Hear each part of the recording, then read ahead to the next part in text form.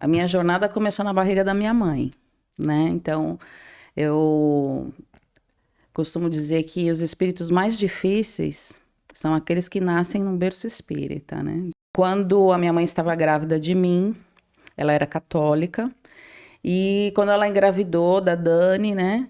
Ela começou a buscar os ensinos espíritas, já começou a trabalhar e tudo, já ainda grávida, né? Trabalhar dentro do espiritismo, Dentro você do disse. espiritismo, porque ela é uma médium, assim, fenomenal. E a Dani nasceu num berço espírita, então, né?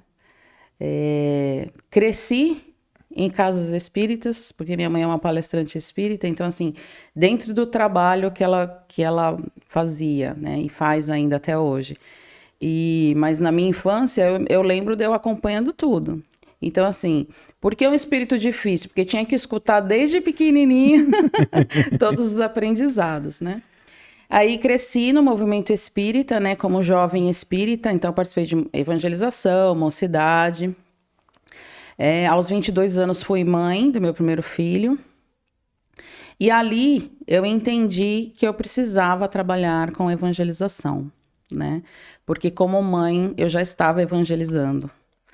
E aí comecei a minha jornada de evangelizadora. Já vão fazer quase 30 anos. Mas até então, sempre na doutrina ali, sempre frequentando, Sempre, participando. sempre trabalhando, né, assim. E aí, quando eu entrei no movimento de mocidades, ali a gente já começa uma grande jornada. E aí os estudos para encaminhamento de médium, passista, todas as questões, né? Só que assim, a minha grande paixão é a evangelização, né? Eu tenho assim um- uma necessidade de estar com as crianças, para aprender com elas como ser mais dócil, aquela inocência da criança que a criança traz, para mim, é muito importante, né? E aí, dentro, né, do trabalho de evangelização, eu comecei numa área bem precária de São Vicente.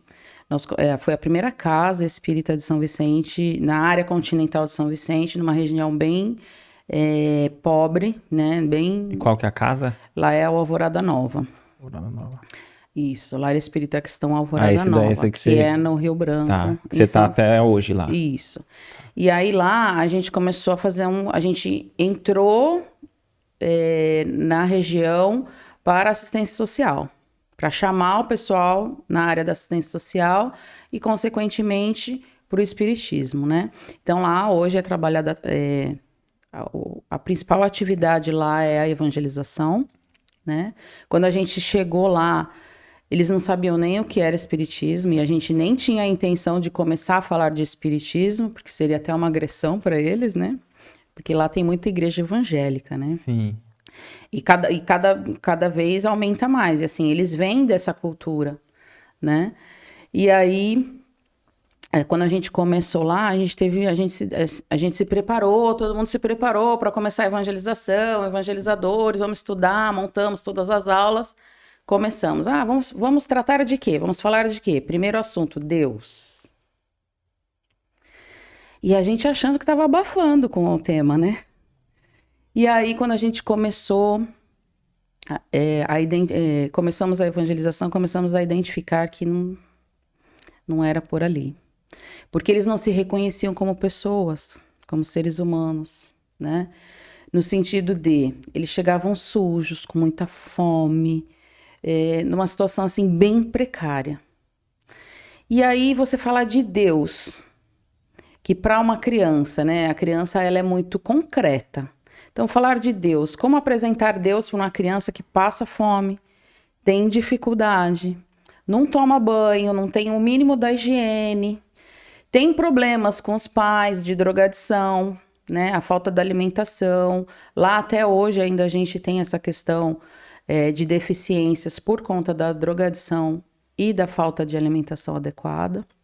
Então a gente lida com isso até hoje lá. Diminuiu bastante, mas a gente ainda lida com isso. Então, você acha que tem diferença para aquele evangelizador que vai trabalhar na evangelização, até com tema espírita?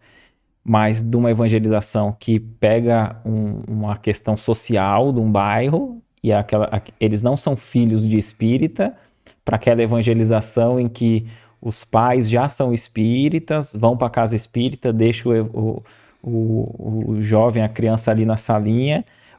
É muito diferente o público diferente. E a forma de abordagem, né? A forma de abordagem, como abordar com essas crianças. Hoje já se estuda dentro até das questões da USE, a gente já aborda isso, que a evangelização tem o seu aspecto socioeconômico, né? A gente precisa abordar de formas diferentes.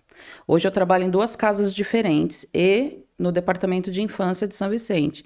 Então, hoje, até nas próprias preparações que a gente faz para evangelizador, a gente aborda isso também. E precisa ser abordado.